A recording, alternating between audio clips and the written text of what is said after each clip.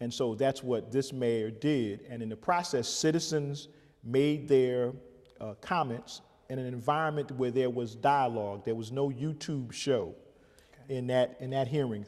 Irvington residents thoughtfully and exacting stated their positions in a very civil manner to the governor, and they didn't agree with everything he had to say. And the governor, in kind, responded back. And of course, he's no shrinking violet, but he was also diplomatic, because he had his set of ground rules, and we said in our African American sanctuary, we don't allow certain things to take place, and he had respect for that. He connected with some people who are now trying to access state government to get resources to do some business things. We will see if those things take place. And I have a working relationship, as the mayor should, with state government. They don't always agree with the political positions I take, but we do business. Right. And so we've had as I try to do, a diplomatic relationship with the Christie administration, because regardless of how I feel about anybody, I have an obligation as mayor to make sure I represent this township professionally in negotiating with the Christie administration. And we've had decent relationships thus far. Could not have kept taxes flat without their cooperation, because we had to negotiate things that allowed us to do that, and they have been considerate of the proposals that we've put forward. And how have you parlayed your position as chairman of the Urban Mayors Association to a point where it effectuates change and helps the citizens of this municipality? Yeah, so one of the things it does, it puts their mayor in the spotlight in terms of urban issues, not only in the state, but in the country. And so one of the things that we have trumpeted for Irvington and all of our 26 member cities is that New Jersey's frontier, clearly America's frontier, is its urban cities. Right. And so using that leadership, we were able to participate in this 19-city economic development strategy. It helps us when you have small staffs and don't have planning staffs to get that supplemental support by being chair of the urban mayors. It also gives me the ability to share ideas and get ideas from other cities. We also get a chance to coalesce on a number of other things, foundation money, other things that we are collaborating on. And it also is creating, in a scenario where we're creating this urban marketplace, the strength of population, of resources in urban cities that don't get adequately profiled. But because we've actually put some meat to the bones to the urban mayors, we now have a functioning organization. We will be talking about tomorrow in Trenton, the different projects like the Valley Fair that's going on in my city and in other cities in New Jersey.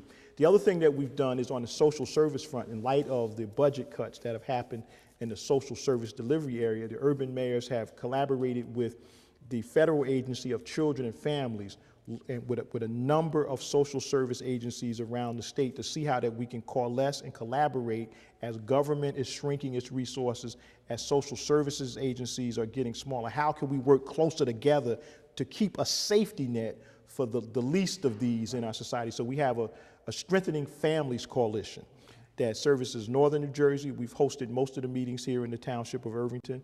There's a Central Jersey coalition on strengthening families in Central Jersey, and then there's a Southern New Jersey branch as well. Mm-hmm. Last month, one of the standard bearers, Donald Payne, unfortunately passed away. Mm-hmm. And it was recently in the newspaper that you have decided to throw your hat in for the 10th Congressional District. Could you tell us why you decided at this point, at this time, that now is the time for Mayor Wayne Smith to go to the next level? Yeah, well, the interesting thing, Congressman Payne, in one of his comments said that one of the reasons that he served in the U.S. Congress is to inspire young people from Newark that they can do. So I'm one of those young people from Newark. I was born and raised in the city, a product of its public schools, have had the opportunity to serve in public life in a couple of capacities, and Congressman Payne has some very similar periods. Some of my formative years were spent in the North Ward. In fact, my 7th and 8th grades in honors classes were with Steve Adebato Jr., who's doing quite well in television. And I've done a host of things throughout the 10th Congressional District, whether it's my service on the board of United Way of Essex and West Hudson, whether it's serving on the board of Winona's House, whether it was in my private capacity of running an African American Chamber of Commerce. This is primarily an urban congressional district. And being prepared in terms of running the urban mayors, getting a perspective from all the cities that I would represent in Congress when and if elected, I think I bring a unique perspective to the table. I've been a delegate to the 1995 White House Conference on Small Business. I've got experience lobbying for resources, the SAFER grant, which saved firemen from getting laid off in this town and other towns. Creation of COP fundings that saved cops and created employment for cops. Working through the U.S. Conference of Mayors and going on the Hill lobbying, working with the National Conference of Black Mayors. I have the experience on Capitol Hill. I haven't done it spottingly. I wasn't a legislator. I was working, but I've also got some legislative experience. I served 6 years on the city council, 4 years at those of president, and a lot of people don't know I served as a legislative aide in the State House for both Donald Tucker and Henry McEnroe and Senator Ronald Rice. Okay. So, I mean, I've got a diverse kind of experience that makes me suited well to represent the residents of the 10th Congressional District. Well, as we all know, you have some pretty steep competition. What sets you apart from those who also aspire to? Well, you can't inherit the office. So here's one of the things that sets me apart. Two of my friends, who I view as friends, are running. I don't have the rich family political tradition. I made it my own way, and I think the residents of the 10th Congressional District will have an appreciation for that. Here's a guy that did not start out with the advantages of having people in his family who were involved in politics, who figured this thing out the traditional citizen's way. Someone who is connected like an average citizen, but who's learned the political process and can relate to not having that advantage. And unlike the others who served in the state Senate, I've been on the ground with the people. So my campaign is going to be entirely different. It's not going to start out with the advantages of having a family name, but we don't have an aristocracy in America. We have a democracy. And so my effort is going to be about reaching to the people. It's not going to be about, look, I've been a part of the Democratic Party. I'm probably going to always be a Democrat. I've been a state committeeman, so I know how the party systems work. But, you know, sometimes as John F. Kennedy would say, sometimes party loyalty is too much to ask. So we're going to bring the small d back to the democratic process. I've pretty much been a progressive Democrat. I've served on boards and done work with New Jersey Citizen Action. I consider myself part of the progressive wing, progressive but pragmatic, because though I've had more of a liberal agenda as an elected official, I've also been very pragmatic around business and economic growth and development. So I know both sides of that coin. And the multiplicity of experiences. You know, I think two of my opponents are really just starting their public service careers. The other person has been in the state Senate. It's primarily not really had the lifeblood of an urban city. I think I'm more familiar with that challenge and that struggle, and so I think that's what sets me apart.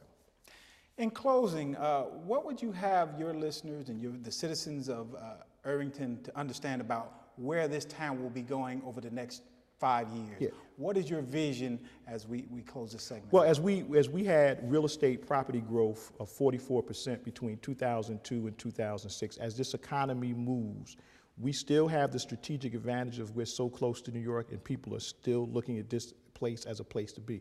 I would encourage us to make sure those of us who can to continue to invest here, because our proximity to New Jersey's largest city, our proximity to New York, the airport, gives us all the strategic advantages that this town will be a flourishing, dynamic place over the years to come. Thank you, Mayor. In closing, it certainly was a great opportunity to learn more about Irvington, to learn more about Mayor Wayne Smith, and to learn about his vision, and to learn about his future, because you are certainly one of the rising stars in Essex County Democratic policy. So I want to thank you for the opportunity. Thank you. My pleasure. This segment of the Black Villages Report, hosted by Joseph Greer, sponsored by Noble Strategy LLC, a noble approach, a noble strategy.